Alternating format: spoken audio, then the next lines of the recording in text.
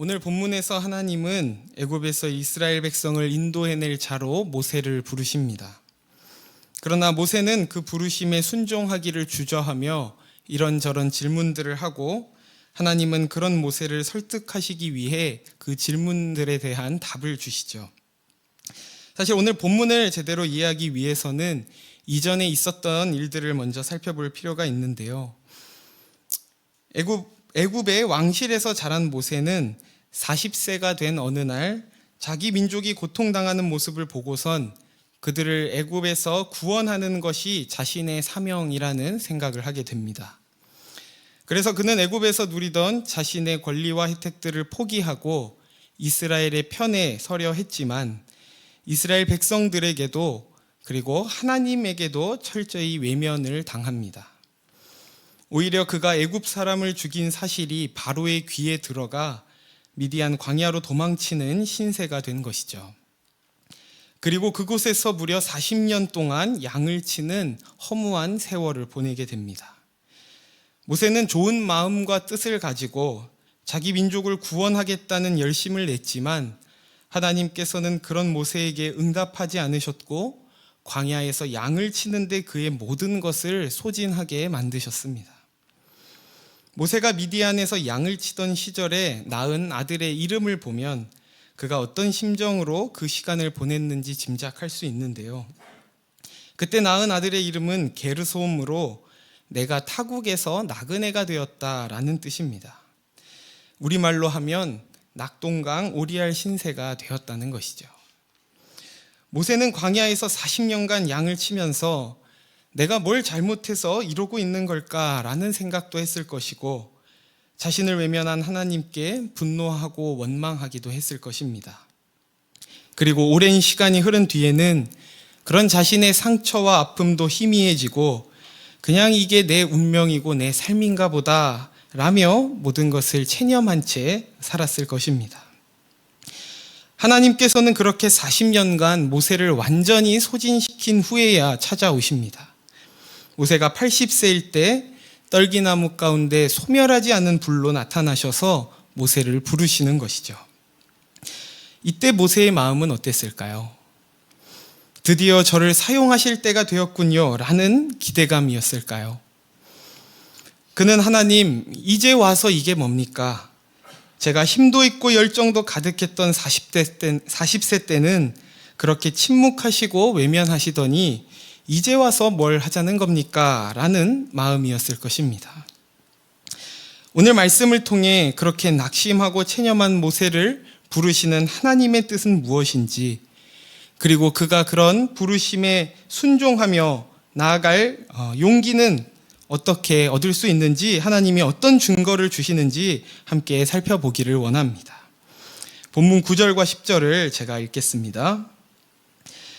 이제 가라, 이스라엘 자손의 부르짖음이 내게 달하고 애굽 사람이 그들을 괴롭히는 학대도 내가 보았으니 이제 내가 너를 바로에게 보내어 너에게 내 백성 이스라엘 자손을 애굽에서 인도하여 내게 하리라.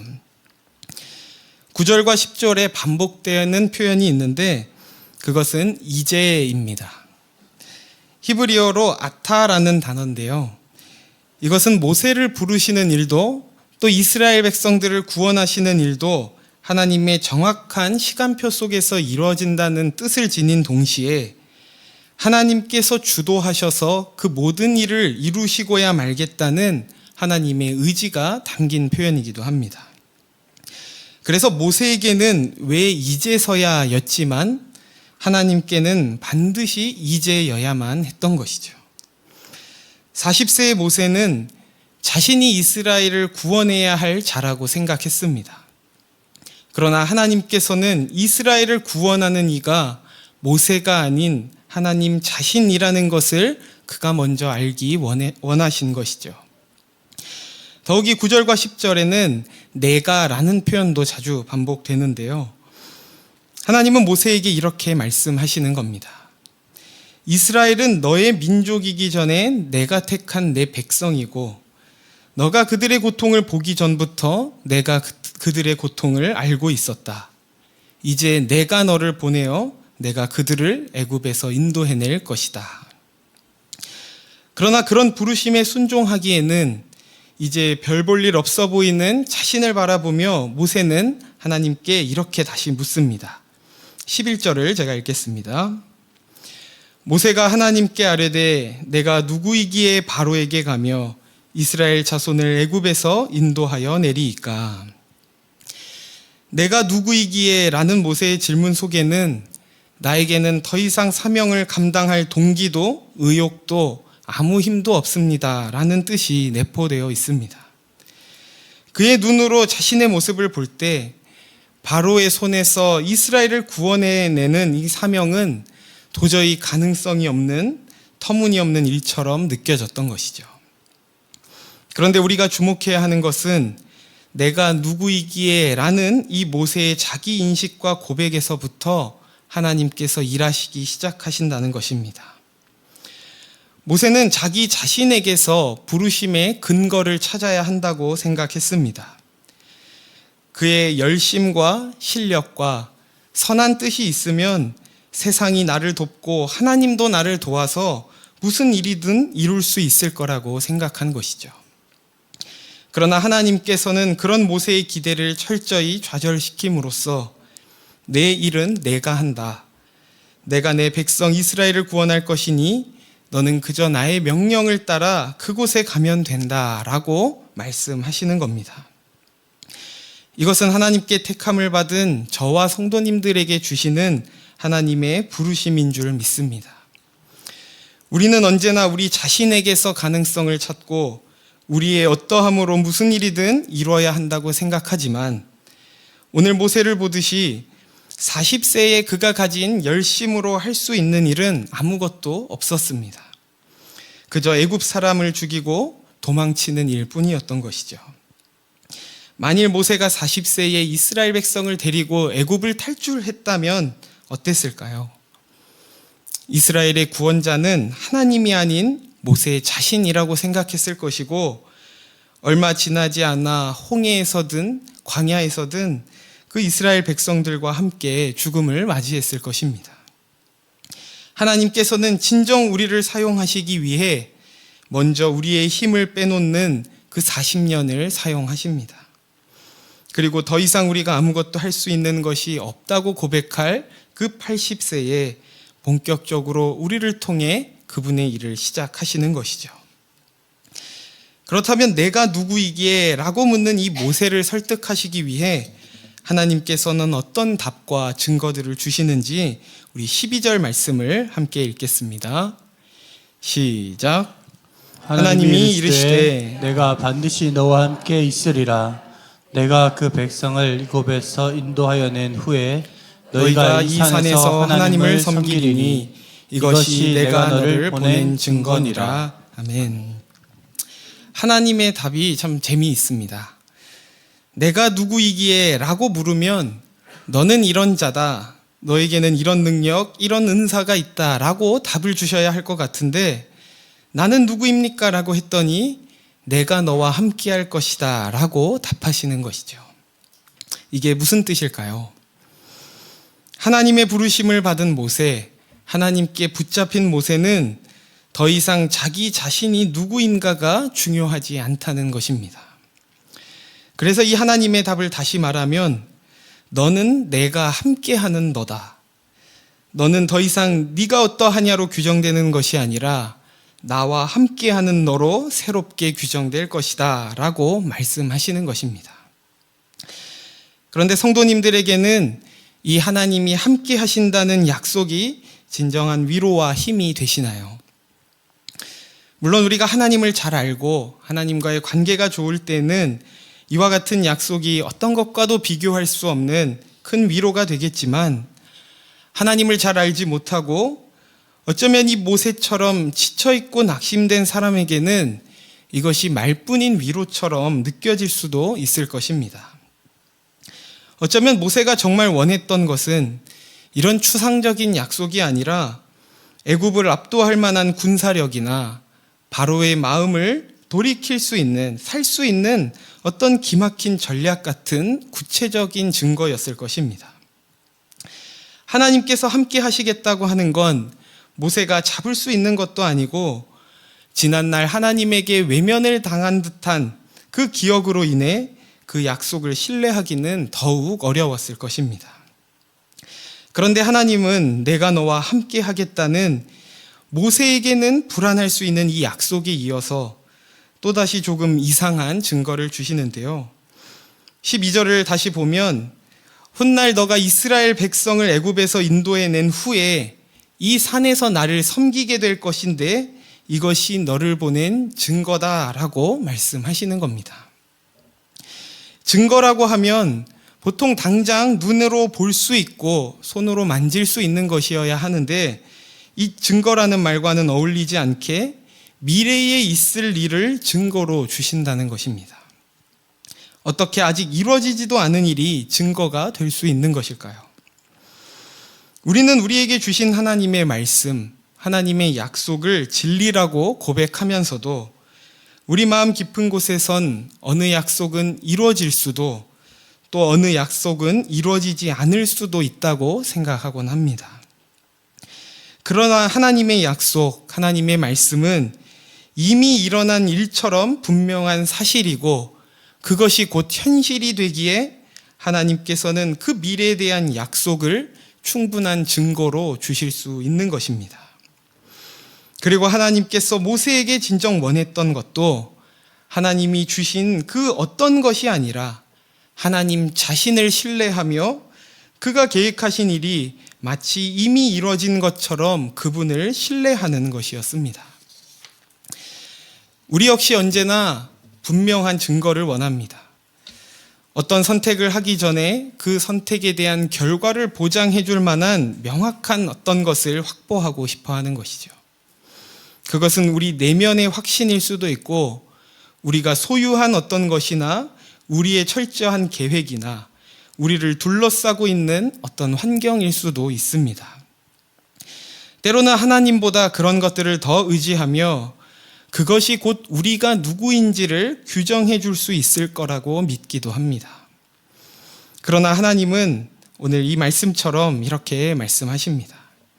너가 누구냐고? 너에게 어떤 증거가 필요하다고? 너는 내가 함께하는 자다. 내가 너를 반드시 구원하여 나를 예배하게 할 것인데 그것이 너를 향한 내 약속이자 가장 확실한 증거다. 그래서 모세의 부르심은 그가 한 일로 보자면 이스라엘 백성을 애굽에서 구원해내는 것이었지만 모세라는 한 개인에게 있어서는 자신과 함께 하시는 하나님, 그가 하신 약속이 곧 현실이 되게 하시는 하나님을 경험하고 알아가는 것이 곧 그의 부르심이었습니다. 저와 성도님들 역시 하나님께서 부르셔서 걷고 있는 이 믿음의 여정 가운데 다른 증거들을 쫓으며 또 다른 목표를 이루는 것이 아니라 우리와 지금도 함께 하시며 영원히 함께 하실 하나님을 더욱 알아가며 우리의 모든 인생이 하나님 안에 있음을 더욱 신뢰하고 찬양하게 되기를 간절히 소원합니다. 그러나 이 모세에게는 또 한 가지의 문제가 있었습니다. 자신과 함께 하겠다고 하시는 그 하나님이 어떤 분인지를 잘 몰랐다는 것입니다. 그래서 13절에 이렇게 또 묻는 것이죠. 모세가 하나님께 아뢰되 내가 이스라엘 자손에게 가서 이르기를 너희의 조상의 하나님이 나를 너희에게 보내셨다 하면 그들이 내게 묻기를 그의 이름이 무엇이냐 하리니 내가 무엇이라고 그들에게 말하리이까. 여기 모세의 질문은 단순히 이스라엘 백성들에게 하나님을 어떻게 소개해야 할지 몰라서 묻는 질문이 아니라 모세 자신의 불안과 두려움이 담긴 질문이었습니다. 당시 애굽에는 굉장히 많은 신들이 있었는데요. 이스라엘 백성들 눈에 그 신들은 굉장히 거대하고 강력해 보였습니다. 왜냐하면 애굽이란 나라가 그랬기 때문입니다. 고대 근동의 신의 크기는 곧 그 신을 섬기는 국가의 크기와 비례한다고 여겼기 때문에 애굽에 비해 너무나 작고 힘이 없는 이스라엘 백성을 주관하는 신은 마치 힘이 없는 초라한 신처럼 여겨질 수 있었던 것이죠. 그래서 모세가 이스라엘 백성들에게 가서 너희 조상의 하나님이 나를 너희에게 보내셨다라고 말하면 이스라엘 백성은 우리 하나님이 그렇게 센 분이신가? 400년간 우리를 버린 하나님이 과연 저 강력한 애굽 신들을 이길 수 있을까라고 생각하는 것이 어쩌면 당연했고, 이에 대해서 모세도 확신이 없었기 때문에 하나님이 어떤 분인지를 그가 더욱 알 필요가 있었던 것이죠. 그러자 하나님께서는 이렇게 대답하십니다. 우리 함께 14절을 읽겠습니다. 시작.